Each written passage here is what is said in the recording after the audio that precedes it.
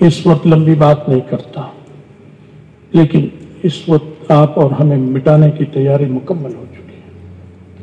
اب آپ فیصلہ کر لیں کہ اب مٹنا ہے یا کل کے لیے کچھ نہ کچھ باقی رکھنا ہے کہ ہم دوبارہ سر اٹھا سکیں۔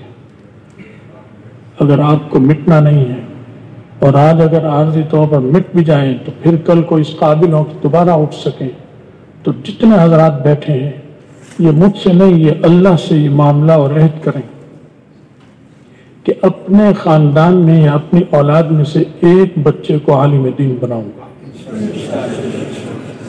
چاہے وہ کوئی غریب ہے، چاہے مزدور ہے، چاہے وہ سڑک کے پتھر توڑتا ہے، چاہے وہ ملیں چلا رہا ہے، چاہے بہت بڑا صنعت کار ہے۔ یاد رکھو، یہ جو عالم دین تمہارے گھر میں پیدا ہوگا یہ ایک نور کا چراغ ہوگا جو تمہیں اندھیروں میں دکھائے گا، ورنہ کالج کے پڑھے ہوئے بچے تمہاری اپنی اولادیں تمہیں مزید اندھیرے میں لے جائیں گے جیسے تم اپنی اولادوں کو اندھیرے میں لے گئے ہو۔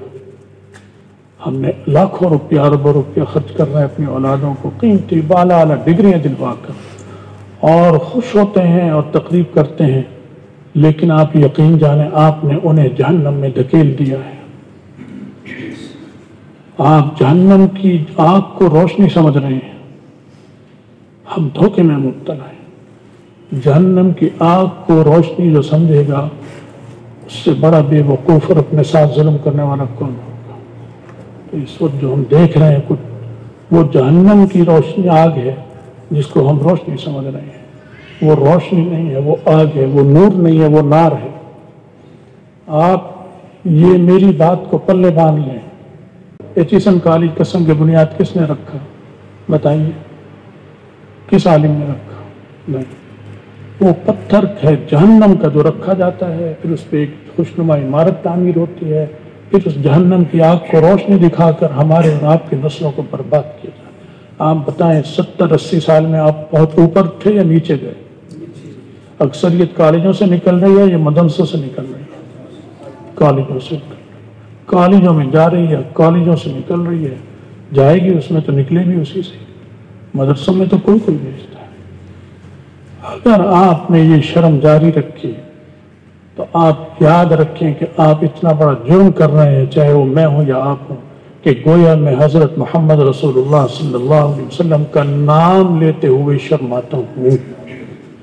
جو آدمی اپنے بچے کو مدرسے میں بھیجتے ہوئے شرماتا ہے، جس کی اولاد شرماتی ہے، وہ 1000 نعتیں پڑھ لے اور 1000 عاشق رسول ہونے کا کہہ لے، وہ رسول اللہ صلی اللہ علیہ وسلم کے نام سے حقیقتاً شرما رہا ہے، اپنے کو ان کا امتی کہلانے سے شرما رہا ہے۔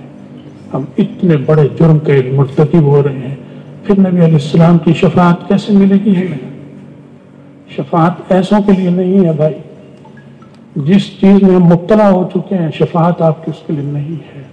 ان کو تو حوض کوثر سے دھتکار دیا جائے گا، آپ کہیں گے ہٹاؤ ہٹاؤ ہٹاؤ، اسے نہیں اسے نہیں اسے نہیں، پھر کیا بنے گا؟